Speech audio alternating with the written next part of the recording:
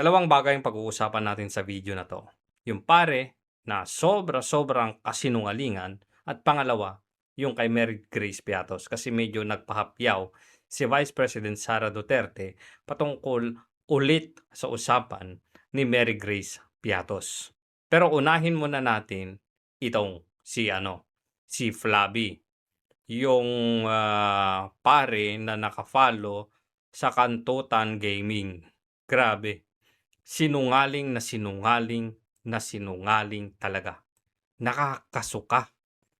Hindi ko ma-imagine alagad ng Diyos ganito kasinungaling. Ipagduduldulan natin ang kasinungalingan nito. Bakit? Kasi kahit isa man lang nakakamping, kahit isa man lang na dilawan, kahit isa man lang na loyalista nga, ang mabago natin ng isip at hindi na sumuporta sa alagad ng Diyos na sinungaling. Binabagalan ko yun sinungaling. Eto, i-play natin to. So, nag-drugs po kayo dati? Opo. Sandali. Oo, umamin. Ulitin natin Drugs po kayo dati? Opo. Sandaling panahon lang. Sandaling panahon. Sinungaling. Tuloy.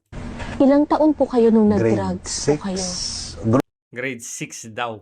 So, grade 6, mga 11, 12 years old.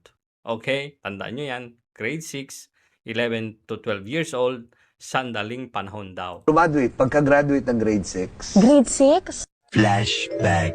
Matanong ko lang si Father, when you said that you used drugs for 15 years, ano po yung drugs na ginamit mo, Father? Shabu po o Wow, parang proud na proud. bago pa mag-shabu? Pari ka na noon? Siyempre, hindi pa ho. Apo, syempre, hindi pa po. Napapangiting-ngiti pa. Hindi ka pa pare? Natural po. So, 15 years. How old ka nag-start gumamit na shabu? Sabi niya kanina sa unang video, sa interview, sandali lang daw. Pero 15 years. Wow. Sandali pala yun 15 years. Sinungaling. Father, ako sagutin niyo. Ako sagutin niya. Mr. Chair, simula po ako ng 16. Patay tayo yan, 16. Ano? 16, grade 6 ka. Sabi mo kanina grade 6, tapos dito 16. Apakasinungaling mo namang pare ka talaga, oo. Ano pa talaga totoo? Grade 6 ka o 16? Baka naman Joseph, pwede naman na 16 years old na siya na grade 6. Pero imposible naman, di ba? Kasi nasa tamang edad naman siya nung naging pare na siya 16. Opo. 16 plus 15, that's 31. Correct. Kailan ka naging pare? 2006. 2006. How old were you? 2006. 31 ho. So, naging pare na siya. Addict pa rin siya sa shabu. Ano ba yan? 31. So meaning, nasa loob ka pa ng seminaryo, gumagamit ka na Meron siya po mo. akong tinatawag na relapse. Proud pa siya, no? Meron pa akong tinatawag na relapse. So, ibig sabihin, sa buong teenager age mo, kasi kunin natin yung grade 6. Addict ka na. Addict ka na. Kaya ba galit na galit ka kay Duterte dahil ayaw niya sa mga addict na katulad mo? Wow, pare yarn. Tapos kung makatulig sa bitaw ng salita kay Duterte, berdugo. Ikaw palang berdugo Imagine mo, kabataan mo, nasa seminaryo ka na, nag-a-addict ka. Wow!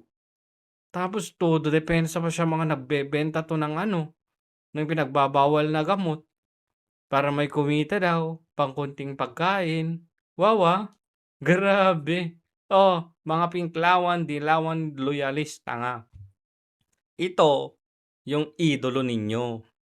Umaming Addictus Benedictus kahit nasa loob na ng seminaryo. paano natin ngayon masisigurado kung tumigil ka na ba talaga? O baka nagre-relapse ka pa rin hanggang ngayon? Kasi yung mga pinagsasabi mo, wala sa katinuhan. Pa-drug test ka kaya? Ano, pa-drug test natin? Hair follicle. Pa-drug test natin ngayon na.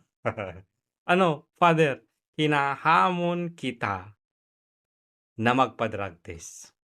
Ayaw mo. Alam na. So, guys, gusto nyo ba na magpa-drug test si Father? Pag-comment nga kung gusto ninyo. At syempre, huwag na rin yung ipagdamot ang isang like. At kung hindi ba kayo nakasubscribe, pa-subscribe na din. Ngayon, puntahan natin si Mary Grace Piatos. Play. Maria Piatos ba yun? No, Mary Grace Piatos. Mary Grace Piatos. Yun yung dalawang paulit-ulit nilang inuulit na binabanggit. Ano Yung dalawa, yung 11 days at saka yung Mary Grace. pong nasa likod nung 11 days? Oo. Normal yan sa lahat ng opisina ng gobyerno na nagbabayad ka. In fact, kung titingnan mo ang mga transaksyon sa gobyerno from Office of the President papunta sa municipal at city level, marami dyan na isang araw lang nagbabayad sila ng 100 million, 200 million kasi yun yung kontrata Correct. nila. Kailangan nila magbayad sa mga obligasyon nila. So, hindi nakakapagtataka na magbabayad ka, may lalabas talaga na pera. Kasi kailangan mo magbayad sa lahat ng mga obligasyon mo. Yun yung purpose ng funds yun yung purpose ng budget. Lahat ng project mo, lahat ng programa mo, kailangan yun ng pera, diba? So, meron yung mga procurement. Tapos, pagkatapos nun, pag nabuo na yung lahat, tapos nandyan na yung budget mo, kailangan mo magbayad. Correct. So, lalabas talaga yung pera. Hindi nakakapagtataka na nagbabayad ang isang opisina ng gobyerno ng milyon-milyon sa isang araw. Pero hindi ho ba kayo napaisip na late na nila ni-release yung budget nyo nun? Kasi 11 days na lang bago ho mag-New Year. Hindi nyo naisip na baka patibong to? Meron nagsasabi na ganyan, na patibong ito. Pero ako good faith ako lagi sa trabaho Yun ang importante. Good faith. Tsaka yung pinapaliwanag niya kanina na kailangan mo magbayad Siyempre may project ka na, may binuo ka na. Pag nandyan na yung budget, obligasyon mo, magbayad na. Tsaka kailangan gastusin yung 125 million in 11 days. Kasi kung hindi niya yung ginastos, mako-question naman siya ngayon. Bakit hindi mo nagastos? Sana nilagay natin sa ibang proyekto. Sayang yung pera. O malilintikan din siya. O paano ba yan? August pa lang, kasi July, binubuo namin yung satellite offices. Kasi sa gobyerno, 'di ba, parang tipong limited lagi yung budget. Correct. Sa lahat ng opisina ng gobyerno, limited lagi yung budget. Lalong-lalo na sa amin, sa Office of the Vice President. Tapos yung trabaho namin, wide range yun. Pero tumutok kami sa good governance and poverty alleviation. Kasi yun talaga yung problema ng bayan natin. Alam mo, naghihirap na tayo noon, ilang years, siguro mga 10, 20 years. Hanggang ngayon, makikita mo sa economic indicators natin at yung position natin dito sa ASEAN region, makikita mo na nasa baba tayo. Hindi. Sasabihin na naman na fake news yan. Sasabihin na naman na fake news yan. Bakit? Sinasabi nila na okay daw yung ekonomiya natin. Ang Pilipinas daw ang pangalawa o kung hindi pangalawa na uuna sa pinakamabilis na lumalago ng ekonomiya sa Southeast Asia. Yun yung sinasabi nila. Pero kung titignan mo, walang foreign direct investments. 'Di ba? Tapos, corruption dito, corruption dyan. yung peso natin, ang hina-hina, walang turista, mahal ng mga bilihin. Pero hindi, maganda ang ekonomiya. Ito kasi ang problema sa administrasyon ni Bongbong Marcos. May problema. Ayaw nilang aminin na meron. Paano mo susolusyonan yung problema kung sa sarili mo hindi ka aminado na may problema? Yun ang ano nila. Yun ang problema sa gobyernong ito. Nandyan na yung problema, harap-harapan na nandyan na. Ayaw gawan ng solusyon. O etong flood control scandal. Aminado naman si Bangag na may problema, may korupsyon. Naglatag siya ng mga investigasyon. Naglagay pa ng ICI. Magpapakulong kami December 15. Nasaan na? In-acknowledge mo yung problema. Kunwari lang pala yung solusyon mong ginawa. Yun ang problema. In terms of economic performance. So ikaw, itatarget mo yung projects mo. Saan ba dito saan ba dito maraming mahihirap? Saan ba dito maraming nare-recruit sa insurgency? Saan dito ang merong reports ng terrorism? Saan dito ang merong reports ng violent extremism? Saan dito ang illegal na droga? Saan dito ang mga scammer? Saan dito ang mga rapist? Saan dito ang Saan dito mga adik? reports ng child abuse, trafficking? Hindi mo makukuha yan, lahat yan, kung hindi ka bibili ng impormasyon. Correct. Tapos hindi mo matatarget yan sa project mo, yung intervention mo ng gobyerno, kung hindi mo alam sino ang tutumbukin mo ng project mo. Mhm. Kunwari, sa amin, meron kaming Magnegosyo Taday, livelihood assistance program, entrepreneurship program. Paano namin malalaman kung sino yung tuturuan namin ng entrepreneurship doon sa kadami-daming tao sa isang lugar kung hindi namin alam sino doon ang tinatarget ng pagtutulak ng illegal na droga? Kung sino doon ang tinatarget na i-recruit para maging NPA?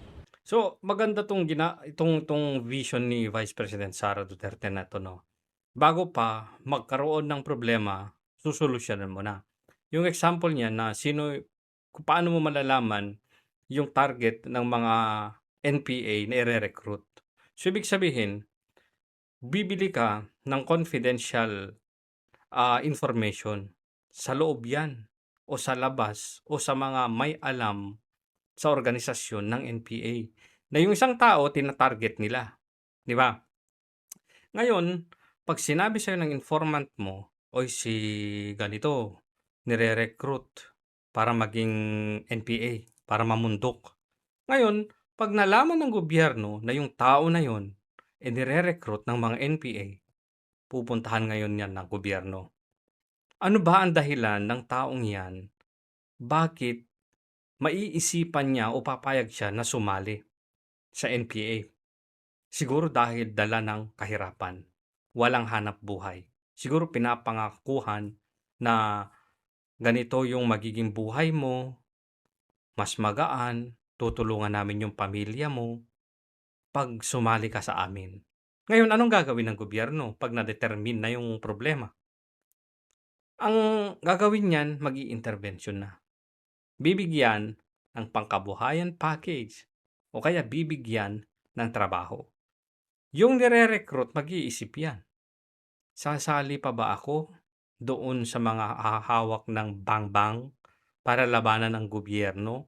Gobyerno na yung lumalapit sa akin na nagbibigay ng oportunidad para sa legal na hanap buhay. Diba? So anyway, para hindi tayo tumagal sa video na to, mahaba pa kasi, pupuntahan yung Mary Grace Piatos pa. Ang sabi ni Vice President Sara Duterte, handa na yung defense nila patungkol kay Mary Grace Piatos. Obviously, hindi niya pwedeng sabihin. Pero, kapag itong si Vice President Sara ang nagsalita, meron yang ebidensya. Pag chismis ang sinasabi niya, i-emphasize niya yan, chismis. So, ibig sabihin, si Mary Grace Piatos kaya nilang patunayan na meron ngang Mary Grace Piatos, yung totoong tao. Ang problema kasi diyan, may batas sa confidentiality ng mga tao na yan. So, kung pipilitin ngayon na ibuyang-yang sa publiko yung totoong pangalan ni Mary Grace Piatos, ano ibig sabihin yan? Malalagay siya sa alanganin. Imagine, si Mary Grace Piatos, siya yung sabihin na natin na nagbenta ng impormasyon kay VP Sara o sa opisina ni VP Sara na sa paaralan na ganito, magre-recruit sila ng mga sasali sa kilusan nila na maaaring maging NPA. So yun, siyempre, binenta niya yung mga kasama niya. Ngayon, nakapag-intervention ang opisina ni Vice President. Hindi nagtagumpay ngayon yung mga recruiters. Pero kung hindi ko alam, matinding magiging debate yan. Pero ganun pa man, si Mary Grace Piatos, kaya nilang patunayan na merong totoong tao na nasa likod niya. Huwag niyong kakalimutan, ang paggamit ng alias, inayunan na yan maging ni Pampilo Lacson, na normal lang sa gawain na confidential or sa intelligence, etc., intelligence operation na gumamit ng alias. Kung matatandaan ninyo at kung alam ninyo, maraming present na kamakailan lang, mga 2 months ago, 3 months ago, na mga informant daw na nakatalukbong ang mukha, wala talagang makita, tapos inaabutan ng mga bag at supot ng pera. Ganon ka-confidential at kadelikado ang gawain yan. Ang gusto kasi ng mga makabayan black, tong mga legal front ng mga CPP MPA, ang gusto nila ilabas kung paano ginagawa yung operasyon gamit-gamit ang confidential funds ni Vice President Sara Duterte. Gusto nilang malaman yung mga tao kung saan nila binibili. Hindi po pwede yun. Kaya nga tinawag na confidential funds. Napakasimpleng paliwanag, pero hindi maintindihan ng mga dilawan-piklawan at mga loyalista nga. O baka naman naiintindihan nila, ayaw lang nilang pakinggan, ayaw lang nilang sabihin na naiintindihan nila. Bakit? Mawawalan sila ng propaganda sa pagsira ng pangalan ni Vice President Duterte. Dahil takot na sila na siya ang maging susunod na presidente ng Pilipinas.